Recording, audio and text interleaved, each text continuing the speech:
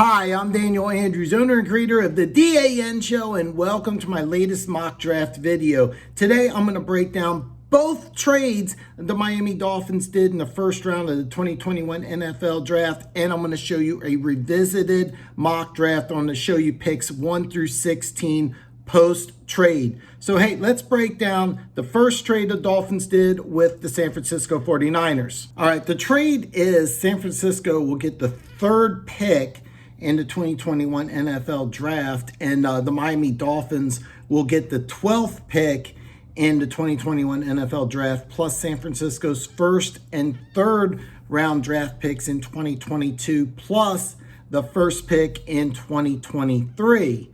Now, teams in general only trade this high for a quarterback, so what this means is that a 6-10 San Francisco 49ers team that already lost some starters in free agency is being public and saying that they're not happy with their quarterback.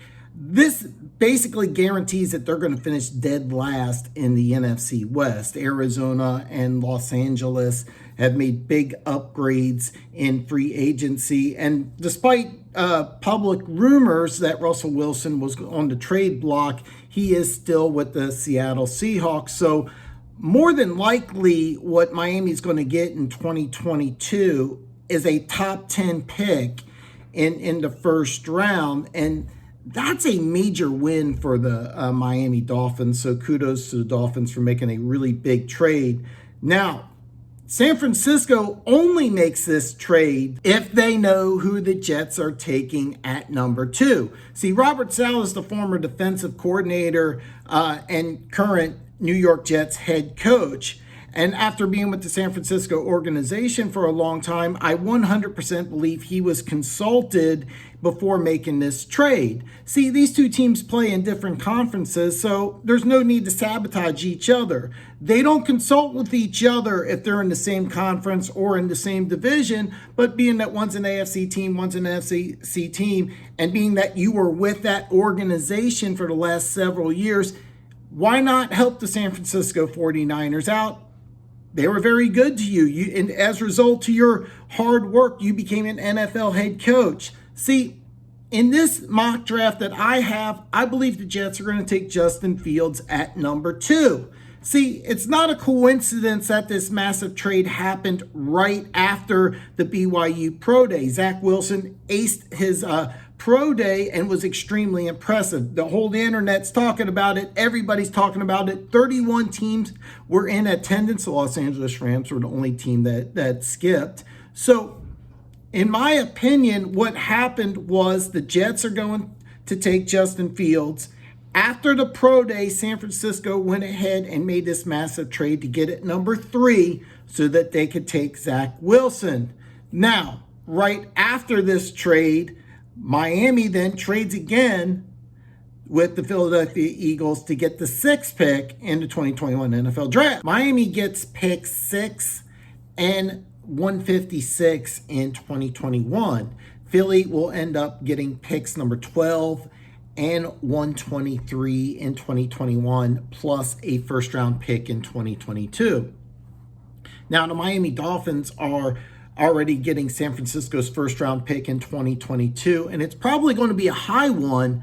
So getting the 6th pick this year, when you're probably getting a top 10 pick next year also, makes a lot of sense. I mean, the Miami Dolphins were a 10-6 team that looks to be improving, plus with the 6th pick in this year's draft, they're probably going to end up picking next year between picks 20 and 32. So thanks to the San Francisco trade you already made, you're probably getting a first-round pick at 22 in the top 10 picks. You're giving up one of the bottom third in 2022 to get the 6th pick in the draft this year. So this is a win-win for the Dolphins, plus they still get an extra first-rounder in 2023.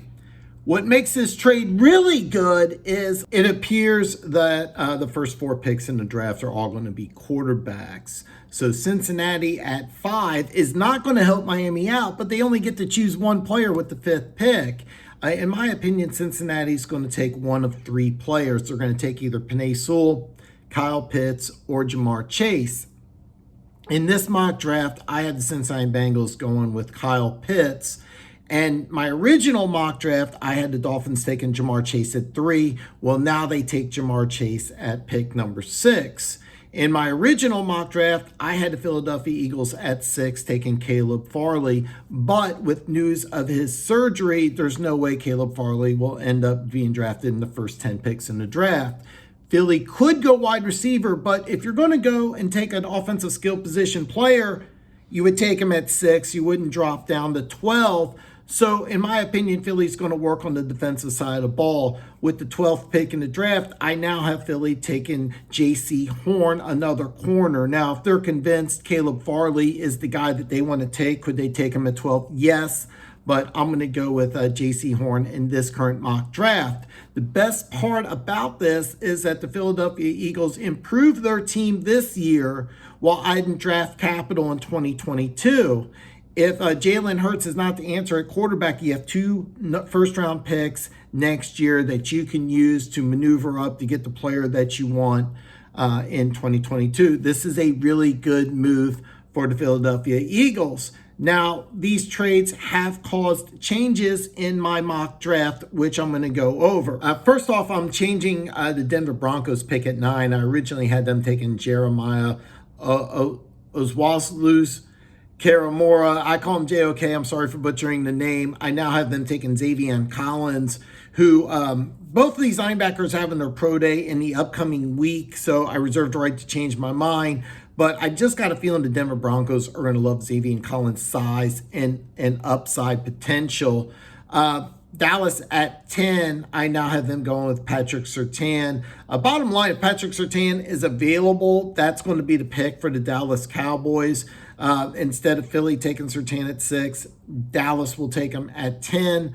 The Giants at 11, I originally had them taking Azeez Ojulari. I now have them taking Joseph Asai.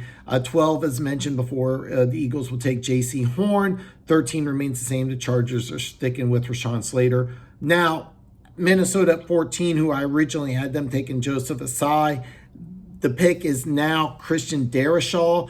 And I really just had to change of heart on the Minnesota Vikings. If they don't sign a left tackle before the draft comes up and somebody like Christian Darrisaw is available, that's going to be the pick. Bottom line, I do know that Zimmer wants to improve the defense, but you may be able to get somebody either later in the first round with a trade or in the second round that can help as an edge rusher. Left tackle's a premium position. Take a premium player. I've changed my mind in that aspects.